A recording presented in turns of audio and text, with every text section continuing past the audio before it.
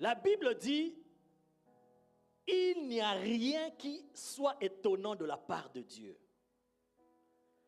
Il n'y a rien qui impressionne Dieu.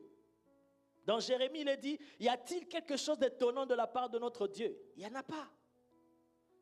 Il n'y a rien que l'homme puisse faire qui impressionne Dieu. Rien.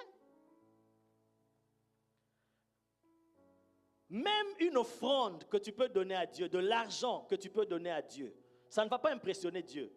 Parce que ce que tu lui donnes là, c'est lui-même qui t'a donné. David dit, nous recevons de ta main ce que nous t'offrons. Même ta vie, quand tu dis Seigneur, je te donne ma vie, c'est lui d'ailleurs qui t'a donné cette vie-là. Donc il n'y a rien que tu puisses faire, il n'y a rien que tu puisses donner à Dieu qui puisse l'impressionner, l'étonner. Mais laisse-moi te dire qu'il y a quelque chose, vous savez déjà de quoi, parce que j'ai donné le thème. Il y a quelque chose qui impressionne Dieu, c'est la foi. Il y a quelque chose qui étonne Dieu, c'est la foi. Il y a un homme qui est venu vers Jésus, un centenier qu'on appelle. Il est venu voir Jésus, il a dit, Seigneur, j'ai mon serviteur qui est couché là-bas à la maison. Il est atteint de paralysie, il est très malade près de la mort, il souffre. Il souffre. Seigneur, je viens à toi. Si vous lisez la Bible, il n'a même pas fini de parler, il n'a même pas fait de demande, il n'a même pas demandé à Dieu, à Jésus. Il a juste expliqué que j'ai mon serviteur qui est malade, atteint de paralysie, il souffre. Directement, Jésus dit, j'irai et je le guérirai. Oh, quel est cet homme? Il n'a rien demandé. Il n'a même pas dit, viens prier pour lui, viens, rien. Lisez dans Matthieu chapitre 8. Pourquoi Jésus a réagi comme ça? Je ferme la parenthèse, ce n'est pas le sujet d'aujourd'hui. Sinon, on va ouvrir des parenthèses.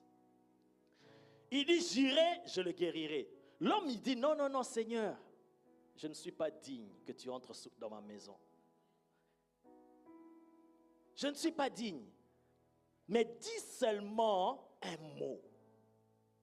Écoute, je suis déjà en train de parler de la foi, de la manifestation de la foi, de la démonstration de la foi.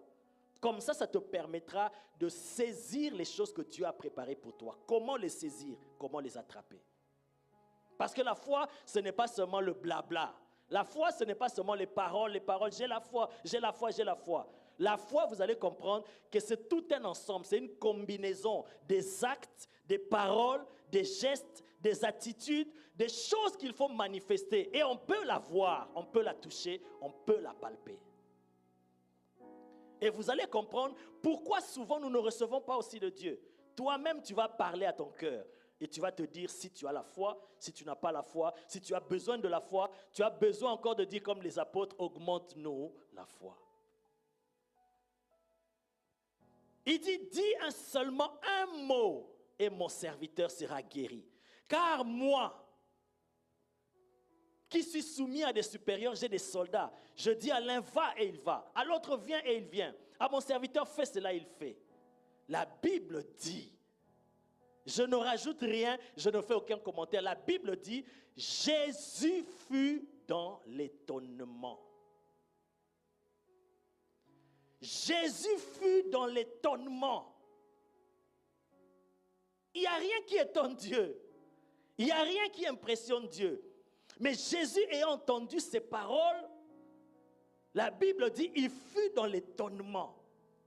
Et il dit à ceux qui étaient autour de lui, même en Israël, je vous le dis en vérité, je n'ai jamais trouvé une aussi grande foi.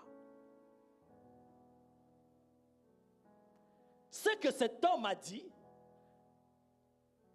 Jésus appelle cela la foi. Et il dit, même en Israël, je n'ai pas trouvé une grande foi comme celle-ci. Jésus fut dans l'étonnement. Rien qui étonne Dieu, rien qui impressionne Dieu, mais c'est la foi qui impressionne, qui bouge le cœur de Dieu. Et quand ça bouge le cœur de Dieu, il touche son serviteur. Soit pour prier pour toi, soit pour déclarer quelque chose, pour libérer quelque chose, pour déclencher quelque chose. Mais il faut que tu manifestes la foi.